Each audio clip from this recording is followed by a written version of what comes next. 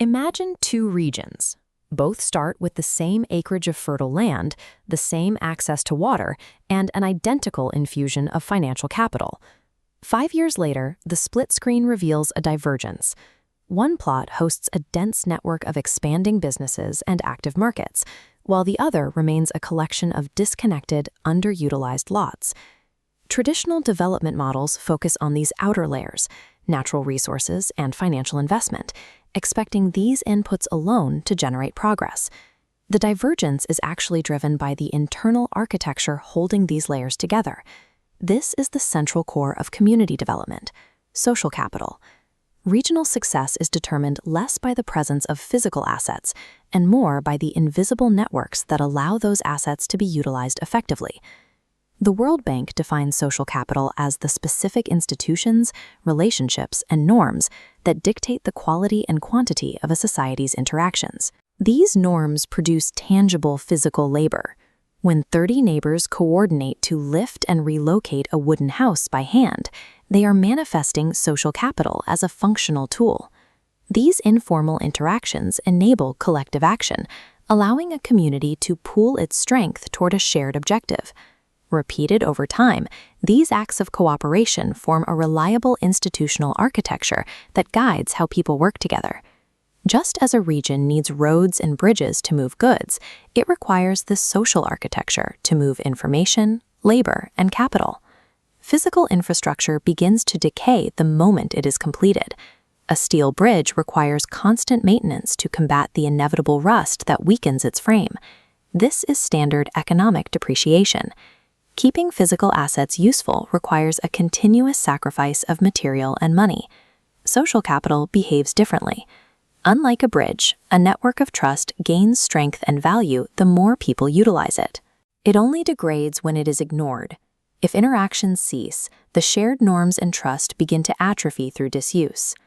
Because this capital is unalienable, meaning it cannot be extracted from one group and handed to another, it cannot be quickly synthesized through top-down government mandates. This forces a shift in how we approach regional growth.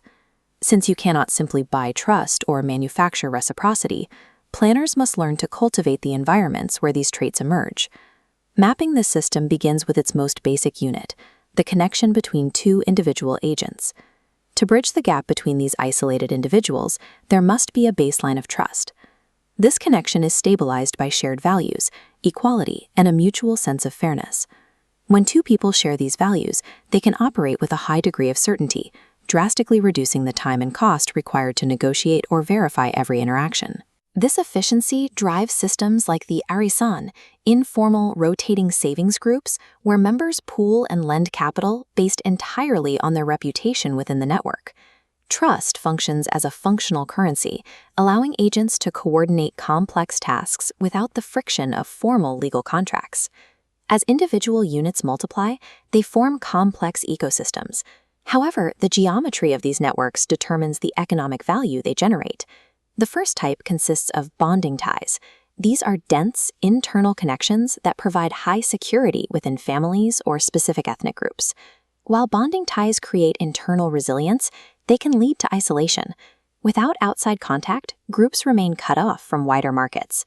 Progress requires bridging ties, weaker horizontal connections linking disparate groups, like a business association bringing together entrepreneurs from different industries.